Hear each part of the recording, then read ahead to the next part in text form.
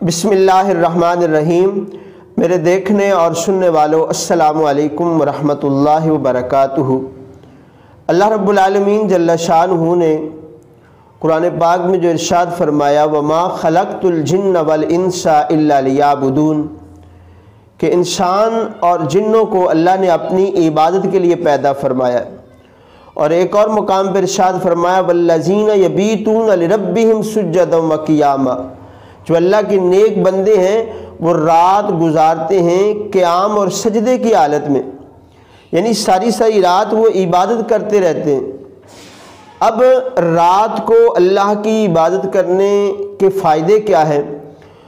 ایک تو یہ ہے کہ جب بندہ رات کو اللہ کی عبادت کرتا ہے تو اس کو تنہائی خلوت نصیب ہوتی ہے، اور پھر پرسکون ماحول ہوتا ہے، شور و غل نہیں ہو رہا ہوتا، اور پھر دکھاوا اور نمائش ریاکاری نہیں آتی، اس سے بندہ محفوظ رہتا ہے۔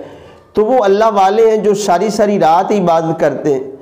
ہم تو ان کے پاؤں کی خاک کے برابر بھی عبادت نہیں کر سکتے، لیکن پھر بھی اللہ رب العالمین اپنے بندوں پر کتنا رحیم و کریم ہے کہ تم بھلے ساری رات سوئے رہنا، لیکن تھوڑی سی عبادت کرنے سے آپ کو ساری رات کی عبادت کا ثواب مل سکتا ہے۔ وہ کیسے؟ وہ سنیے گا کہ ہم تھوڑی عبادت کریں گے تو اللہ ہمیں ساری رات عبادت کا ثواب کیسے عطا فرمائے گا۔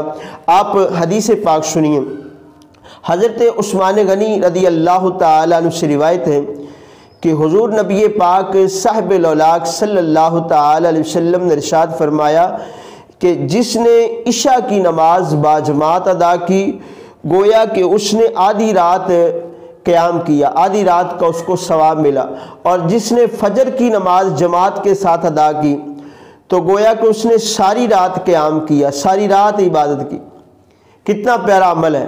آپ عشاء کی نماز بھی جماعت کے ساتھ پڑھیں، جا کے بھلے سو جائیں اور صبح فجر کے وقت اٹھ کے آئیں اور آ کے پھر جماعت کے ساتھ نماز پڑھ لیں، تو گویا ایسے کہ آپ ساری رات اللہ کی عبادت کر رہے ہیں۔ اسی طرح دوسری حدیث پاک میں حضرت عبداللہ بن عباس رضی اللہ تعالیٰ عنہ سے روایت ہے کہ تاجدار کائنات صلی اللہ تعالیٰ علیہ وسلم نے ارشاد فرمایا کہ جو عشاء کی نماز کے بعد 2 یا 2 سے زیادہ نفل پڑھ لے تو اللہ رب العالمین اس کو شب بیداری کا ثواب عطا فرمائے گا۔ دیکھا آپ نے میرے ناظرین، اللہ پاک ہم پہ کتنا رحیم و کریم ہے کہ تم محنت عبادت تھوڑی کرو، میں تمہیں ثواب زیادہ عطا کروں گا، لیکن ایک انسان ہم ہیں کہ اللہ رب العالمین کی گھر سے 5 وقت بلاوا آتا ہے، حی علی الصلاۃ حی علی الفلاح کی آوازیں آتی ہیں، لیکن ہم درگزر کر دیتے ہیں، توجہ نہیں کرتے، مسجد کی طرف نہیں آتے، اپنے کاموں میں لگے رہتے ہیں۔ تو میرے محترم بھائیوں، زیادہ نہ صحیح تو آپ کم از کم 5 وقت کی نماز پڑھنے والے بن جائیں۔ آپ 5 وقت کے نمازی بن جائیں گے تو عشاء کی اور فجر کی نماز جب جماعت سے پڑھیں گے تو آپ کو رات کی شب بیداری کا ثواب مل جائے گا۔